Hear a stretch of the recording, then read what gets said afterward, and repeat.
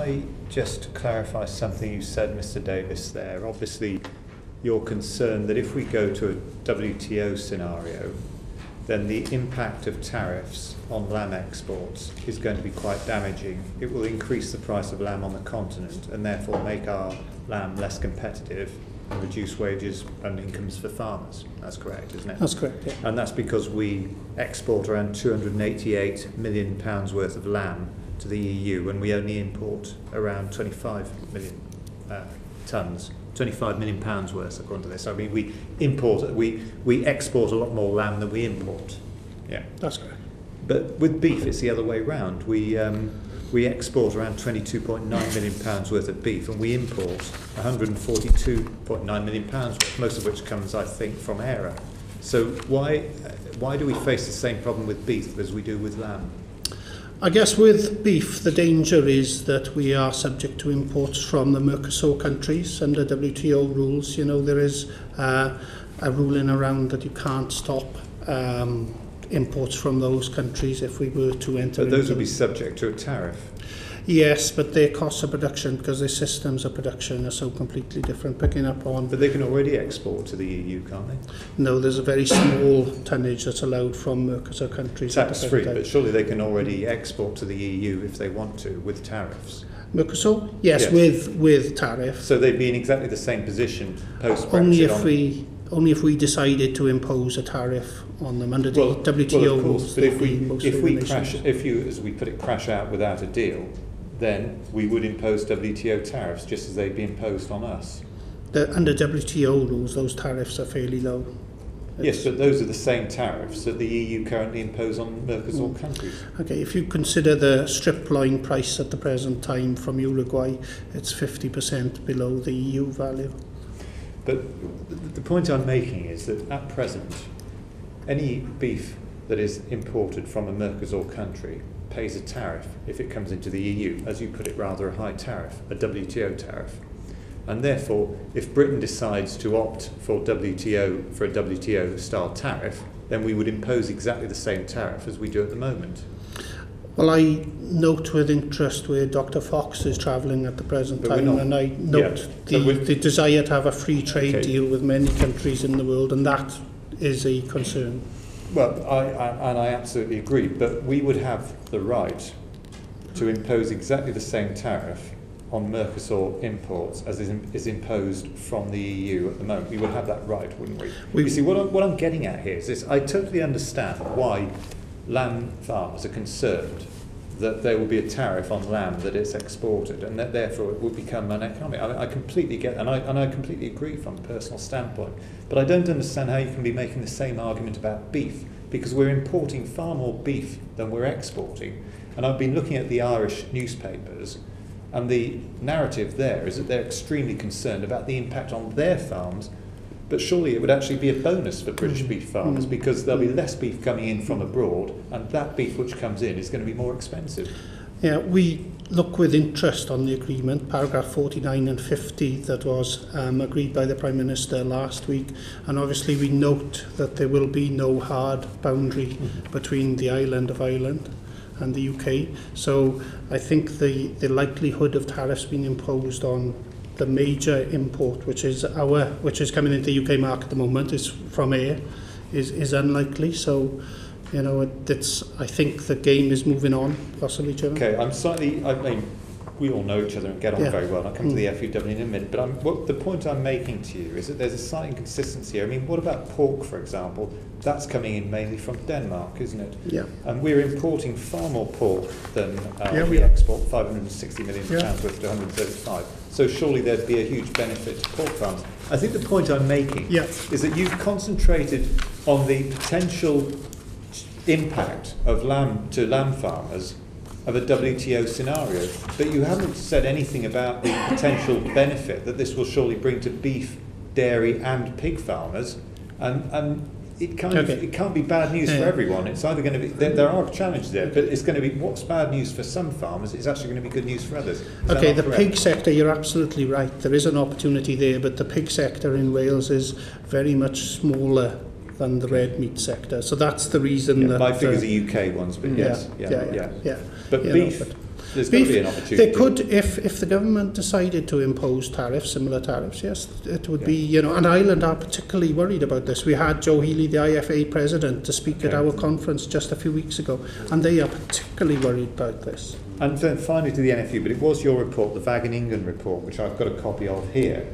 It goes through 3 different scenarios: business as usual, World Trade Organization with tariffs, and the kind of the free trade with us not imposing tariffs. Now, under the first 2, either the business as usual or the WTO with 100% payments as they are now, in other words, no change to the overall amount of subsidy or payments. Virtually every agricultural part of the agricultural sector, including lamb, and this did surprise me, is as well off or better off than it is under the current arrangement. It's not affected. This is based on page 7 of your own report. I would believe that under the business as usual scenario, that is true, but under the second scenario, I don't believe that is the World Trade Organization plus 100% direct payment. I'll give you a chance to have a look for it, because it does surprise me as well, I have to admit. It does surprise me, but it appeared to be, it appears to me that it is not affected by it. I mean, it's providing the payments are at 100% of what they are at the moment. I'll tell you what, I'll let you have a look at that. It's at page 7, because I'm surprised at that you can be that positive about it. But this was your report, and it was produced before the referendum, when you were advising people to vote to stay in. So if you're actually saying that lamb farmers wouldn't be any worse off, providing we have 100% of the payments, even under WTO scenario, I'd be interested to know how you came by that. But I'll perhaps invite the FUW to. I would just welcome the fact that you're looking at this sort of data. NFU produced an excellent report. The FAPRI, the Food Agricultural Policy Report Research Institute in Belfast, have also produced a fantastic report looking at different scenarios. There are only so many scenarios that can be looked at in model, but it's important that they're considered. And AHTB have also done some excellent work looking at 3 different scenarios again.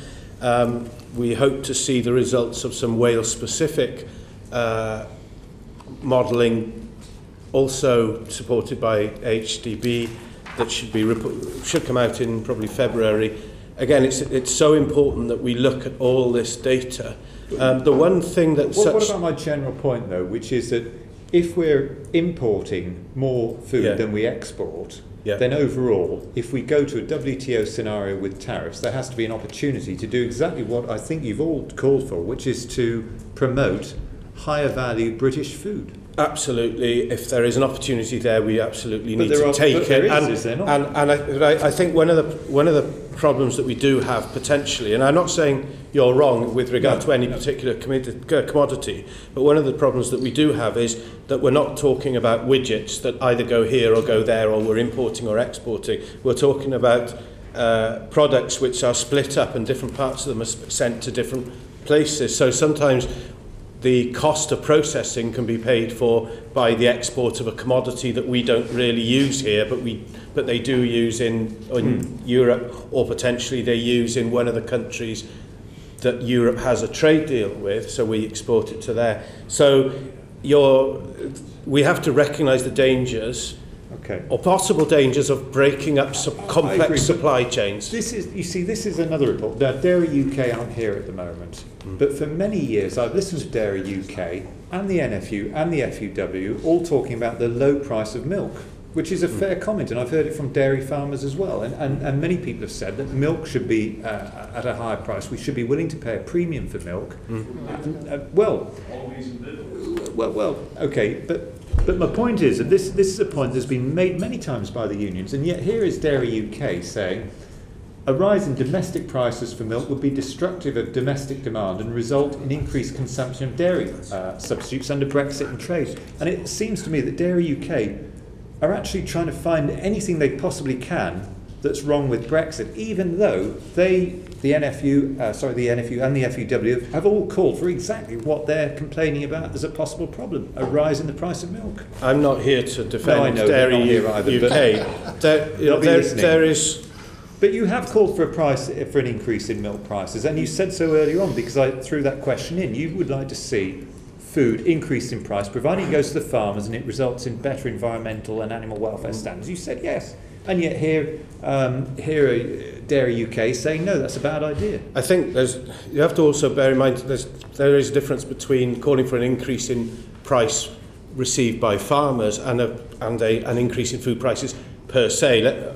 We have to accept the proportion of household income spent on food is, on average, a tiny fraction of what it was 50 years ago. Okay, but you put that to one side. There is a big difference between an increase in food prices and an increase in the proportion of money that's collected that side of the farm gate by the likes of the supermarkets, etc., and making sure that they give a fairer proportion of it back to farmers. There is huge volatility in terms of milk prices, and they go up and down, and as you know, at times that causes huge problems. But on the whole, it does appear that there are some positive outcomes possibly for dairy farmers, notwithstanding things like supply chains being broken up. But let's not. But that's about 15% of Welsh farmers. But that's a 15%. The committee here will sack me if I carry on with this. I was enjoying it.